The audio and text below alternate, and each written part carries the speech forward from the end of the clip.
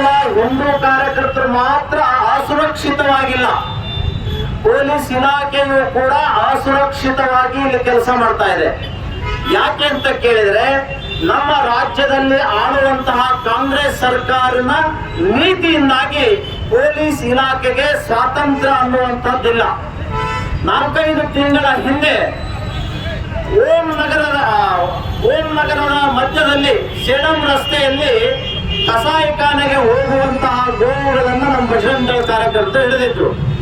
ಆ ವಾಹನವನ್ನ ಹಿಡಿದು ಪೊಲೀಸರನ್ನ ಕರೆದು ಒಬ್ಬ ಪೊಲೀಸರನ್ನ ವಾಹನದಲ್ಲಿ ಕೂಡಿಸಿ ಠಾಣೆಗೆ ತೆಗೆದುಕೊಂಡು ಹೋಗುವಂತಹ ಸಂದರ್ಭದಲ್ಲಿ ಈ ಕಸಾಯಿಖಾನೆ ಗುಂಡಾಗಳು ಅಲ್ಲಿ ಹೋಗಿ ಪೊಲೀಸ್ನನ್ನೇ ಆ ಲಾರಿಯಿಂದ ಕೆಳಗಿಳಿಸಿ ಪೊಲೀಸ್ ಮೇಲೆ ಹಲ್ಲೆ ಮಾಡಿ ಪೊಲೀಸರ ಸಮಕ್ಷಮದಲ್ಲಿ ಆ ಗೋವುಗಳನ್ನ ಕಸಾಯಿಖಾನೆಗೆ ತೆಗೆದುಕೊಂಡು ಹೋದರು.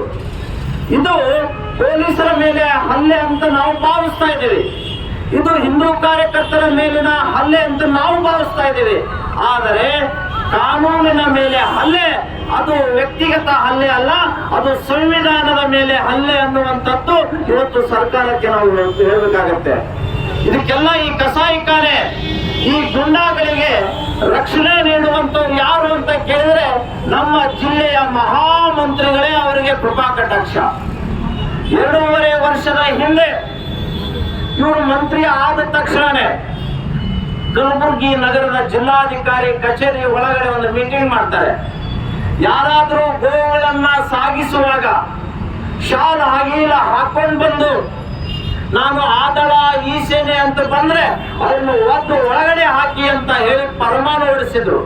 ಅದರ ಪರಿಣಾಮ ಇವತ್ತು ಅದನ್ನ ತಪ್ಪಾಗಿ ಅರ್ಥೈಸಿಕೊಂಡಂತಹ ಕಸಾಯಿಖಾನೆ ಮಾಲೀಕರು ಸಾರ್ವಜನಿಕರನ್ನೂ ತಳಿಸ್ತಾ ಇದ್ದಾರೆ, ಪೊಲೀಸರನ್ನೂ ತಳಿಸ್ತಾ ಇದ್ದಾರೆ. ಇನ್ನು ಯಾರಾದರೂ ತಡೆದ್ರೆ ಅವರನ್ನೂ ಕೂಡ ತಳಿಸುವಂತಹ ಕೆಲಸ ಇವತ್ತು ಇಲ್ಲಿಯ ಕಸಾಯಿಖಾನೆ ಮಾಲೀಕರು ಮಾಡ್ತಾ ಇದ್ದಾರೆ.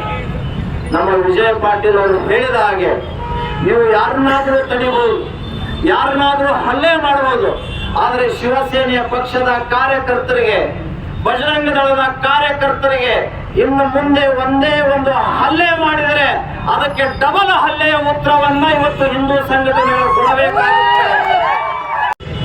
ಕೇವಲ ಹಿಂದೂ ಕಾರ್ಯಕರ್ತರು ಮಾತ್ರ ಅಸುರಕ್ಷಿತವಾಗಿಲ್ಲ, ಪೊಲೀಸ್ ಇಲಾಖೆಯು ಕೂಡ ಅಸುರಕ್ಷಿತವಾಗಿ ಇಲ್ಲಿ ಕೆಲಸ ಮಾಡ್ತಾ ಇದೆ. ಯಾಕೆ ಅಂತ ಕೇಳಿದ್ರೆ, ನಮ್ಮ ರಾಜ್ಯದಲ್ಲಿ ಆಳುವಂತಹ ಕಾಂಗ್ರೆಸ್ ಸರ್ಕಾರನ ನೀತಿಯಿಂದಾಗಿ ಪೊಲೀಸ್ ಇಲಾಖೆಗೆ ಸ್ವಾತಂತ್ರ್ಯ ಅನ್ನುವಂಥದ್ದಿಲ್ಲ.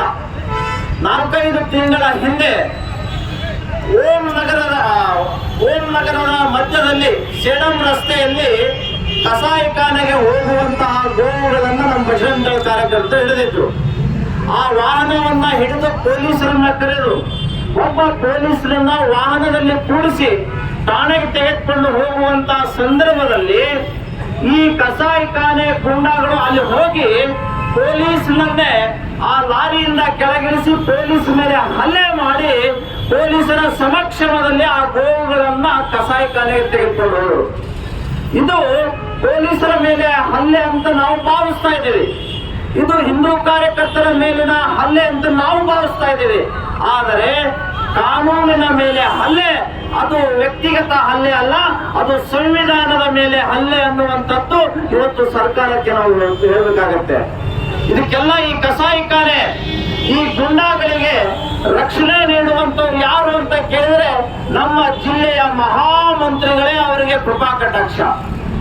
2.5 ವರ್ಷದ ಹಿಂದೆ ಇವರು ಮಂತ್ರಿ ಆದ ತಕ್ಷಣನೇ ಕಲಬುರಗಿ ನಗರದ ಜಿಲ್ಲಾಧಿಕಾರಿ ಕಚೇರಿ ಒಳಗಡೆ ಒಂದು ಮೀಟಿಂಗ್ ಮಾಡ್ತಾರೆ. ಯಾರಾದರೂ ಗೋವುಗಳನ್ನ ಸಾಗಿಸುವಾಗ ಶಾಲ್ ಹಗೀಲ ಹಾಕೊಂಡು ಬಂದು ನಾನು ಆದಳ ಈ ಸೇನೆ ಅಂತ ಬಂದ್ರೆ ಅದನ್ನು ಒದ್ದು ಒಳಗಡೆ ಹಾಕಿ ಅಂತ ಹೇಳಿ ಪರಮಾನು ಹೊರಡಿಸಿದ್ರು. ಅದರ ಪರಿಣಾಮ ಇವತ್ತು ಅದನ್ನ ತಪ್ಪಾಗಿ ಅರ್ಥೈಸಿಕೊಂಡಂತಹ ಕಸಾಯಿಖಾನೆ ಮಾಲೀಕರು ಸಾರ್ವಜನಿಕರನ್ನೂ ತಳಿಸ್ತಾ ಇದ್ದಾರೆ, ಪೊಲೀಸರನ್ನೂ ತಳಿಸ್ತಾ ಇದ್ದಾರೆ. ಇನ್ನು ಯಾರಾದರೂ ತಡೆದ್ರೆ ಅವರನ್ನೂ ಕೂಡ ತಳಿಸುವಂತಹ ಕೆಲಸ ಇವತ್ತು ಇಲ್ಲಿಯ ಕಸಾಯಿಖಾನೆ ಮಾಲೀಕರು ಮಾಡ್ತಾ ಇದ್ದಾರೆ. ನಮ್ಮ ವಿಜಯ ಪಾಟೀಲ್ ಅವರು ಹೇಳಿದ ಹಾಗೆ ನೀವು ಯಾರನ್ನಾದ್ರೂ ತಡಿಬಹುದು, ಯಾರನ್ನಾದ್ರೂ ಹಲ್ಲೆ ಮಾಡಬಹುದು, ಆದರೆ ಶಿವಸೇನೆಯ ಪಕ್ಷದ ಕಾರ್ಯಕರ್ತರಿಗೆ, ಬಜರಂಗ ದಳದ ಕಾರ್ಯಕರ್ತರಿಗೆ ಕಾರ್ಯಕರ್ತರಿಗೆ ಇನ್ನು ಮುಂದೆ ಒಂದೇ ಒಂದು ಹಲ್ಲೆ ಮಾಡಿದರೆ ಅದಕ್ಕೆ ಡಬಲ್ ಹಲ್ಲೆಯ ಉತ್ತರವನ್ನ ಇವತ್ತು ಹಿಂದೂ ಸಂಘಟನೆ